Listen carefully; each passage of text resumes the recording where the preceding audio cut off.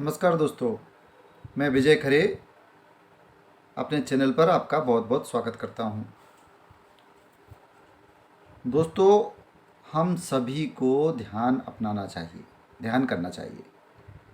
कुछ समय शांति से बैठकर, एकांत में बैठकर, आलती पालती लगाकर, हाथों की उंगलियों को फंसाकर इस तरह से अपने सांस पर ध्यान लगाइए, या अपने खुद के शरीर का ध्यान कीजिए, या भगवान का ध्यान कीजिए, या कोई और विधि अपनाइए, या अपने हार्ट पर, जो हार्ट बीट होती है, हृदय की धड़कन, उस पर ध्यान फोकस कीजिए। लेकिन किसी भी तरह से कीजिए, ध्यान को करना चाहिए, ज़रूर करना चाहिए, सभी को करना चाहिए। ये सभी के लिए संजीवनी है।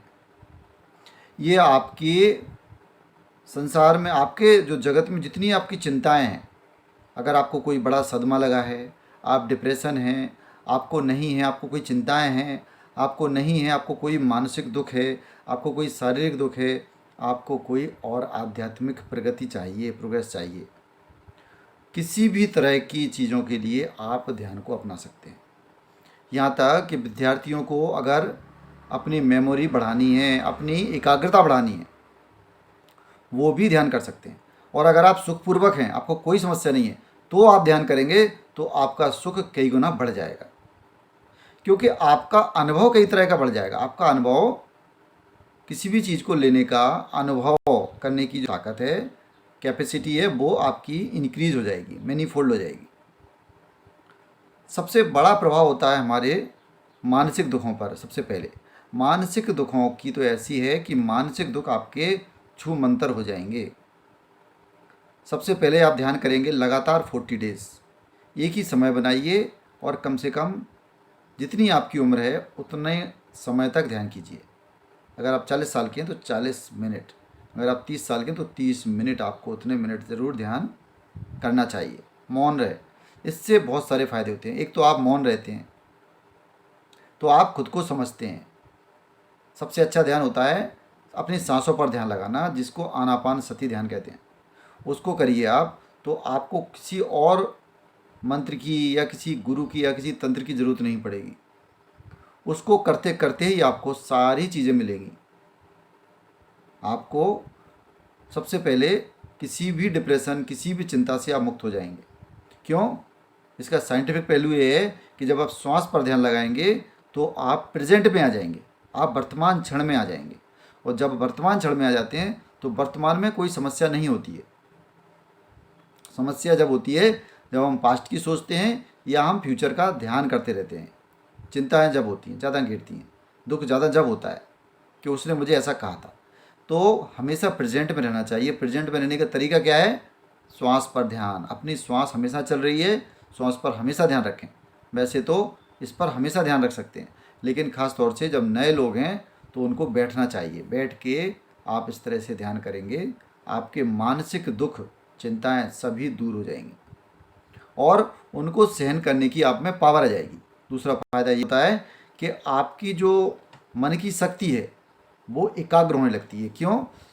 क्योंकि मन में हम एक दिन में लगभग 60,000 से लेके 1-1.5 लाख तक विचार आते हैं, और हमारी शक्ति उसमें, ऊर्जा उसमें चली जाती है। जब हम बैठते हैं और हम ध्यान करते हैं तो हम विचारों को कम कर देते हैं, हम सोचते नहीं हैं कुछ, हमारा ध्यान केवल हमारी श्वास पर होता है। तो हमारे विचार कम होने लगते हैं। जब विचार कम होने लगते हैं तो उन विचारों में बहुत पावर होती है, हमारा मन पावरफुल हो जाता है। जो भी हम सोचते हैं वो अच्छे से सोच पाते हैं, क्लियरिटी से सोच पाते हैं, एकाग्र होकर सोच पाते हैं, और सार्थक ही सोचते हैं, निरर्थक नहीं सोचते हैं, फालतू की बकवास नहीं सोचते हैं। तो मानसिक दुख पूरी तरह से ख़त्म हो जाते हैं, मानसिक चिंताएं पूरी तरह से ख़त्म हो जाती हैं। हमें बहुत आत्मिक बल मिलता है, हमारे मन को बल मिलता है, हमारी मेमोरी बढ़ जाती है। और धीरे धीरे जब आप और आगे जाएंगे तो आपका अवचेतन मन से कनेक्शन हो जाता है। आपका जो subconscious mind, conscious mind and subconscious mind, तो सबकॉन्शियस माइंड में बहुत पावर है। जो हमारे लॉजिकल माइंड में पावर है उससे भी 9 गुना ज़्यादा पावर हमारे सबकॉन्शियस में सोई हुई है। उसको जगाने का तरीका केवल यही है कि हम शांत बैठें और ध्यान करें।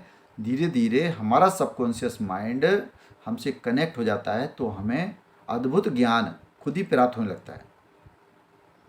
और हमें बहुत सारी ऊर्जा मिलती है, कॉस्मिक एनर्जी हमें मिलती है।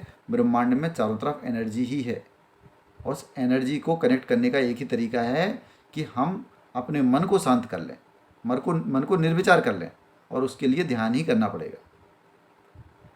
तो जब ये करते हैं तो हमें कॉस्मिक एनर्जी मिलती है, विश्व ऊर्जा हमें मिलती है, और उस ऊर्जा से फिर सारी चीज़ क्रिएट होती है। फिर हमारा पूरा मन भी स्वस्थ रहता है और तन भी निरोगी हो जाता है, हमारी बॉडी भी निरोगी हो जाती है, और हमारे पास इतना पावर आ जाता है कि हम जिस अंग पर जहाँ पर ध्यान केंद्रित करते हैं वही वाइब्रेट होने लगता है, उसमें रक्त का संचरण होने लगता है, उसमें नई कोशिकाएं का सृजन होने लगता है।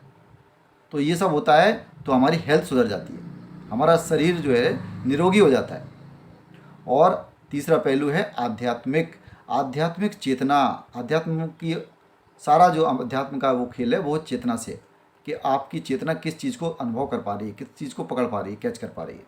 तो ये भी इंक्रीज हो जाती है मास्टर्स। Thank you.